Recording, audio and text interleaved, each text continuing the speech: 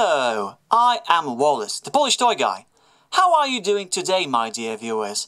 Myself, I'm doing pretty well, though I decided to show you that while Transformers and robots are the majority of my collection and collecting interests, I still dabble in other things, including Lego, especially the old Lego. And today I want to show you what I mean by that, starting with my first set from the sub-series of Space, ICE Planet 2002. This is 6814 ICE Tunnelator from 1993, one of the more basic sets from that line, and when I say basic, I really mean basic. Let's find out why. And one of the first indicators of this basicality, other than its visual design, is that it costed $3 when it was released and that it's made from 25 pieces, including those used for the minifigure, so not a big count. And there's not really all that much it does. In fact, I think this is a very function-oriented set, but it definitely has a nostalgic vibe to it, which I think is the main point of interest with this toy.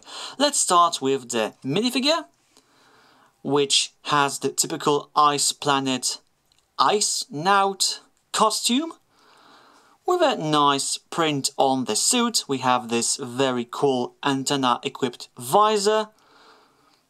I always like that design a lot. We have, I think, oxygen tanks, and we can take this off to reveal this nice blonde-haired fellow who is smiling like the majority of Lego minifigures, and because he is wearing a helmet, it's very hard to turn his head with this still on.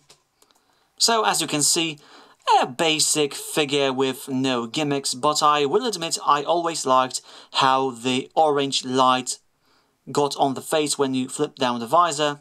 This always looked cool to me, especially that we can still see the eyes and they can actually look directly at us at a certain angle, so that was always a good thing for me.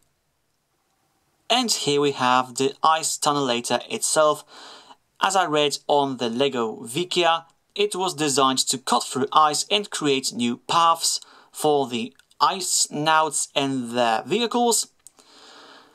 And once you look at it, you realize that the 25 pieces of total part count is very, very visible. In fact, if you take away all of the equipment, we take away this, we take away these things, which are for the use of the minifigure itself, mostly,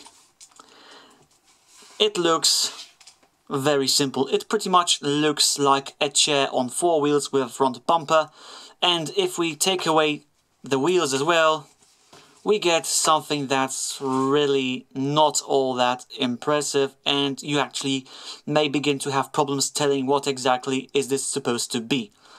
So a very, very, very, very basic set, and I think the main strong point for someone who does not have any nostalgia for this, where's that wheel? Here we go, is that it can actually equip the rider. But before we go to that, let's put our character on the vehicle, in his seat, to complete this whole look. And I suppose this looks quite decently. Definitely has some sci-fi vibe, especially with this chainsaw at the front. So it's not all that bad, but I wouldn't say it's all that impressive either. For me, the coolest thing about this is, like I said, when you take away all of these elements, you can put them on your character to make him better suited for ice exploration. So we put these keys on, which I really like for the translucent orange color. We pick up the chainsaw. And this look I really like. I don't know if it's more exploration oriented or combat oriented with this chainsaw, but I like this look. I always liked how this piece was designed, that you can hold it with the main handle, you could insert it into the hand using these side handles, and if you want you can also take away the blade which has sort of auto-eject function on my piece. Usually. Never works when you actually want it to. And now you have a different look. So it's simple and yet definitely offers some play value.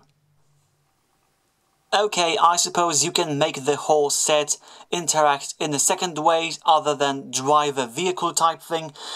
If you use the upper connections in the minifigure's legs, you can attach it to the front bumper, and now the vehicle acts like a wheeled booster, kind of in this fashion where he's ramming through the ice, cutting it.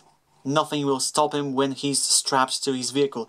And this also creates a funny opportunity for a comedy scene if you actually involve a second minifigure. This is silly, I know, but there's something hilarious about this. Though I do wonder if this is not qualifying as one of the so-called useless jobs that we can see, for example, in Japan. Also, if you think my white pieces are slightly dirty, they are, but considering the age of this toy and that I bought it on a flea market, I'm not surprised, and I also have no idea how to properly clean this off as of now, so any suggestions will be welcomed in the comments. So, now it's time for quick comparisons, so let's start with two generations of Lego cars. Next, let's throw in some old and new Transformers cars.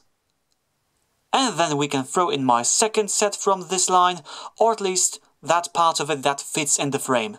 Deep Freeze Defender. And finally, we have the common cola can and a €1 coin.